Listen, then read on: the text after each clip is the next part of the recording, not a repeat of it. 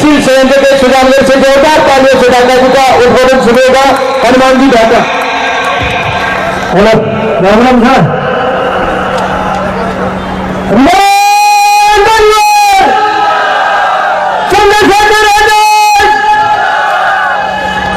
अब राष्ट्रीय लोकतांत्रिक पार्टी के लोक लाडले उम्मीदवार बड़े भाई बाबूलाल जी कुलदीप जो हमारे बीच पार्टी ने सुप्रीमो हनुमान बेनीवाल ने प्रत्याशी बनाकर भेजा है, तो हमारा दायित्व बनता है कि आने वाली 25 तारीख को हम सब लोग मिलकर राष्ट्रीय लोकतांत्रिक पार्टी के उम्मीदवार बाबूलाल कुलदीप को विधानसभा में भेजना है।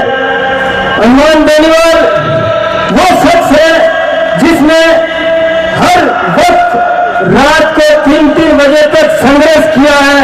हनुमान बेनीवाल पे लोग जातिवाद का आरोप लगाते हैं, लेकिन वो झूठा है। हनुमान बेनीवाल पे अगर जातिवाद का आरोप होता तो जो भूंगरा के अंदर कांड हुआ था राजपूत समाज के त्रासदी हुई थी गैस की, अगर वो सबसे पहले किसी ने मुद्दा उठाया तो हनुमान बेनीवाल ने उठाया, उन्हें मुआवजा दिलाया।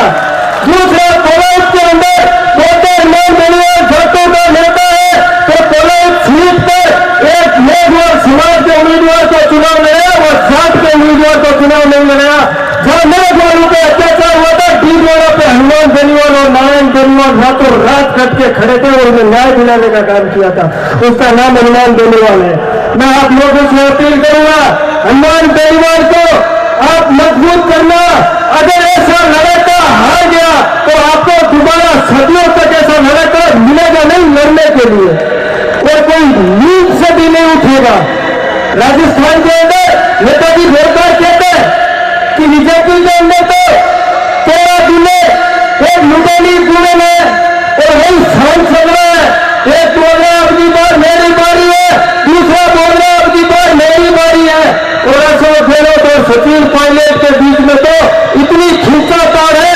अशोक गहलोत कहता है मेरी बापरी सोडू को कुर्सी तो छोड़ू, सचिन कह रहा है दबजा बेटा वहां कब छोड़ना है कौन छोड़ू। अशोक गहलोत तो खाली एक धृतराष्ट्र रूप बीमारी है राजस्थान में बिना तो खाली बैठो सही है और की कौन सही है। जो भी नेता जिन्होंने संघर्ष किया जो सामने हुआ उसका अशोक गहलोत ने सफाया कर दिया। राजस्थान के अंदर अगर विपक्ष में कोई भूमिका निभा रहा है तो राष्ट्रीय लोकतांत्रिक पार्टी के सुप्रीमो हनुमान बेनीवाल निभा रहा है। उसकी सेना उसका पूरा परिवार लड़ रहा है। जहां भी अन्याय होता है उसका परिवार कंधे से कंधा मिलाकर हर समाज के साथ में खड़ा रहता है। जब किसानों की बात आई तो शाहजहांपुर मोटे पर हम लोग साथ में थे। 70 दिन वो आदमी उसी सड़क पे सोया था, हमारे बीच में सोया था, किसानों के बीच में सोया था। जब युवाओं की बात आई, आप लोगों यहाँ बहुत सारे युवा हैं, मैं उनसे अपील करूंगा, आपको याद दिला रहा हूं 5 साल के अंदर 18 बार पेपर लीक हुआ। 18 बार याद रख लेना, 18 बार राजस्थान की सरकार ने जो पेपर लीक किया 18 बार किया। जो बुजुर्ग किसान बैठे वो ये उम्मीद करते कि मैं मेरे बेटे को बनाऊंगा, मेरे बेटे को लिखाऊंगा, IPS तहसीलदार बड़ा अधिकारी नौकरी जॉब में लगाऊंगा, लेकिन वो बेटा बड़ी बड़ी कोचिंग सेंटर में भेजते हैं कि कभी जयपुर, कभी जोधपुर, कभी कोटा, कभी पुणे, कभी मुंबई, लेकिन जब पेपर देकर लौटता है तो पीछे से सूचना आती है पेपर लीक हो गया। तो उस किसान के दिल पे क्या गुजरी होगी ये किसी ने सोचा? ये पीड़ा अगर किसी ने महसूस की तो हनुमान बेनीवाल ने महसूस की और दूसरा किसी ने नहीं महसूस की। हमने किसान एक मात्र ऐसी कौन है वो कभी ये नहीं सोचता कि मेरा बेटा किसान बने, IPS का बेटा IPS बने हुए ये सोचता है, नेता का बेटा नेता बने ये सोचता है, कलेक्टर का बेटा कलेक्टर बने ये सोचता है, लेकिन किसान ये कभी नहीं सोचता कि मेरा बेटा खेती करे। और ये उम्मीद जगाता है कि मेरा बेटा नौकरी करे, सिंहासनों पर पहुंचे, लेकिन उसके साथ कुठाराघात कर दिया जाता है। राजनीति आपको मैं एक अभी का षड्यंत्र एक बड़ा उदाहरण बता देता हूं शिव विधानसभा का। जो एक युवा नेता था मैं मानता हूं उसके रविंदर सिंह के अंदर जोश है, युवा है और वो विधानसभा के काबिल है, लेकिन जिस तरह बीजेपी के इतने बड़े नेता हमारे राठौर साहब को बोल रहे मेरी बारी है, उन लोगों ने उसे जीता पछाया, जान में पछाकर उसकी राजनीति का अत्याचार काम करने का काम किया था उन समाज के लोगों के। उन्होंने तो और समाज की बात करता हूँ, हनुमान गढ़ी हो तो छोटे छोटे लोगों को यह मंच पे जगह देता हूँ। मैं मेरी बात बताता हूँ, मैं किसान का देता हूँ, आज मुझे बोलने का जो मौका मिल रहा है वो बहुत बड़ी सौभाग्य की बात है।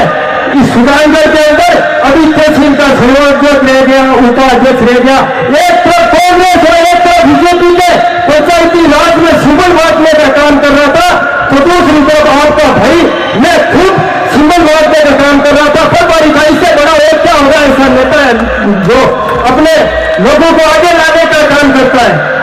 यह तो सुधारगढ़ को पिछले 2.5 साल में विधवा हो गया, इसका कोई धनी दोरी नहीं है। मनोज का कोई आता है, कोई पता है, संतोष मेघवाल के पास कोई भी चले जाओ, उनकी दो ही बातें हैं। एक बार खड़े देखो, अब ये नेताजी का टाइम है, 5-10 मिनट लगेगा, एक बार देखो नहीं है। संतोष मेघवाल से अगर कोई भी फोन से बात कर लो, उनसे बात कर मिल लो, उनका एक ही सवाल, 2 सवालों बात है। पहला जवाब आता है कि हम सत्ता में नहीं है, तो मैं उन्हें पूछना चाहता हूँ आप कौन सी सत्ता में जाना चाहते हो? 2 बार प्रधान आप रह गए और केंद्र में बीजेपी की सरकार है, फिर आप कौन सी सत्ता पाना चाहते हो? दूसरा सवाल आता है कि मेरे पति से पूछ लो। अरे तुम्हारे पति से पूछेंगे तो तुम मैदान में क्या कर रही हो? तुम अपने घर पे बैठे हो ना, आप पति से क्यों पूछेंगे? आज जो राजस्थान के अंदर हनुमान गढ़ी ने बीड़ा उठाया, मैं एक चीज से खुश हूं कि आरएलपी की जो जन्मभूमि थी इस सुधारगढ़ के अंदर, वो मेरे गांव से थी। जब हम लोग कुछ लोग गया करते थे नेताजी के पास, जिंदाबाद नारा लगाते थे, लेकिन आज मुझे खुशी इस बात की है कि आरएलपी पूरे सुधारगढ़ के अंदर पसंद लगा रही है। हमें इस चीज को कहकर मुझे आज गर्व महसूस हो रहा है कि कुछ लोगों की बदौलत आज सुधारगढ़ में आरएलपी का घर झंडा पहुंच रहा है और आने वाली 25 तारीख को सुधारगढ़ का विधायक चुनाव जीतकर विधानसभा में बैठेगा। और एक चीज का आप लोगों को भरोसा और विश्वास दिलाता हूं मैं इस मंच के माध्यम से, हमारी जो भी समस्या है ना, उस समस्या का जिस तरह बाबूलाल आपके द्वार में वोट मांगने के लिए आया था, अगर आपकी समस्या होगी तो बाबूलाल के पास सुधारगढ़ नहीं आना पड़ेगा, हम लोग बाबूलाल को लेकर आपके द्वार में पहुंच जाएंगे, वही समस्या का समाधान करवाएंगे। कांग्रेस और बीजेपी की तरह हम मुक्त हुए नहीं घूमेंगे। इन लोगों ने तो जो हरामी का खेल बनाया है, तो इनका एक ही काम है, जो भ्रष्टाचार फैलाना, और जो विपक्ष में बीजेपी की जो उम्मीदवार बन रही है उन्होंने तो 2 बार प्रधान के अंदर कहीं नींद भी नहीं लगाई, जहां कमीशन नहीं मिला वहां पे एक पत्थर नहीं रखा, कमीशन के अलावा उसने कोई काम नहीं किया, और वो मनोज मेघवाल कर रहा है। ये दोनों और अपन एक चीज में ढूंढ रहे, राजनीति के अंदर किसी को मौका नहीं देते। ये लोग चुनाव तब तक लड़ते हैं जब तक इनके परिवार का बड़ा नेता खत्म नहीं हो जाता, और जब खत्म हो जाता है ना, इनको पता है कि सहानुभूति मिलेगी, उसके पीछे मेरे बेटे या मेरी बेटी को चुनाव लड़ाएंगे तो सहानुभूति की बदौलत वो भी राजनीति में सक्रिय हो जाएगा। क्यों? उनके बाप का ठिकाने रहता है क्या? दूसरा चुनाव नहीं लड़ सकता? बाबूलाल कुलदीप इन लोगों की बदौलत परेशान होकर आरएलपी का दामन थामा था, हनुमान गढ़ी के विचारों से प्रभावित होकर हम लोगों के बीच में आया था। क्यों मनोज मेघवाल हम कोई चिंता नहीं रहता भाई, जो आए उसको ऊपर जाना पड़ेगा।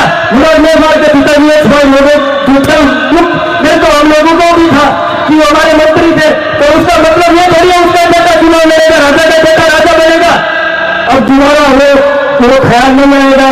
मनोज मेघवाल को 25 तारीख की रात को नानी याद हो जाएगी, आरएलपी के पक्ष में वोट करेंगे, और संतोष मेघवाल को 36 का दिन याद आ जाएगा, और जिंदगी सोचेंगे नहीं दोबारा चुनाव लड़ने का, ये भी ख्याल रखिएगा।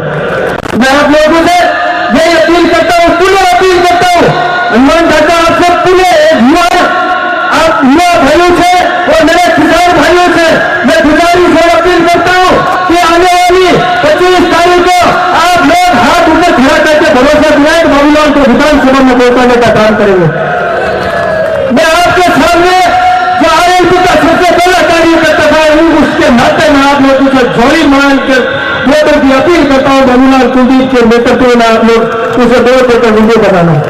अब मैं बोलूंगा आप लोगों से एक दो जो नारे आप लोग जोर से लगाओगे, मैं बोलूंगा वोट छोड़, आप बोलोगे वो राजस्थान वोट। 1